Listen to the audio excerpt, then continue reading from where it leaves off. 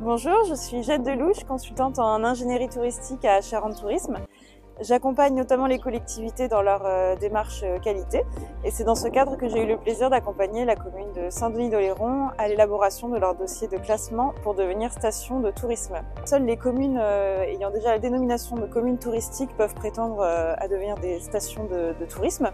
Cela nécessite de répondre à 9 familles de critères qui abordent différents domaines. Donc on parle aussi bien d'urbanisme, de sécurité, d'accueil et information des visiteurs, d'hébergement touristique, de santé ou encore de gestion des déchets.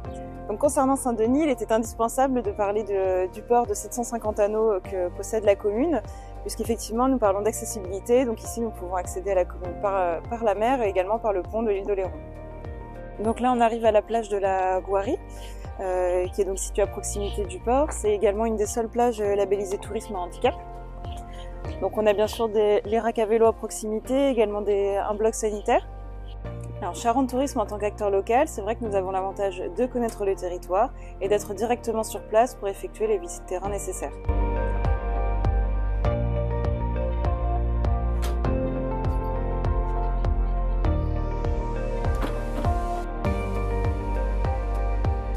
Bien, vous êtes ici à Saint-Denis-d'Oléron, et c'est le cœur du village.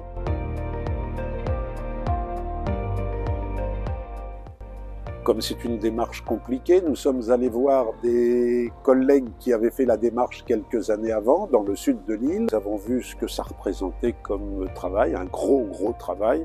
On était incapable de le faire tout seul. Compte tenu de l'offre de Charente Tourisme et de sa connaissance de l'environnement de l'île, nous avons choisi Charente Tourisme et j'avoue que nous ne le regrettons absolument pas.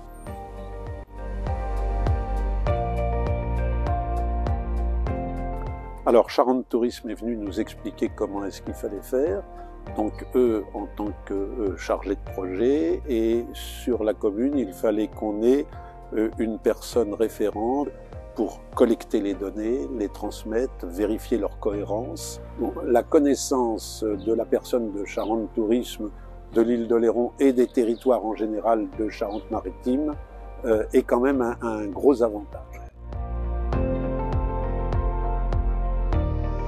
Mais Charente Tourisme nous avait bâti le dossier en le séquençant et en nous promettant de pouvoir déposer le dossier avant la fin de l'année. On a trouvé que c'était ambitieux, mais nous avons tenu le délai. C'était impressionnant.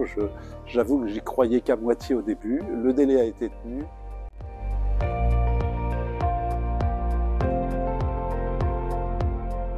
Il ne faut pas s'engager dans cette démarche pour avoir simplement un label à pouvoir afficher dans un coin de papier à lettres. Il faut s'engager dans cette démarche quand on a une vision, une volonté politique de développer un village. Nous avions la volonté de développer un dynamisme, et la démarche de station de tourisme est quelque chose qui conforte cette dynamique. Donc il faut que les communes qui veuillent aller là aient ce dynamisme.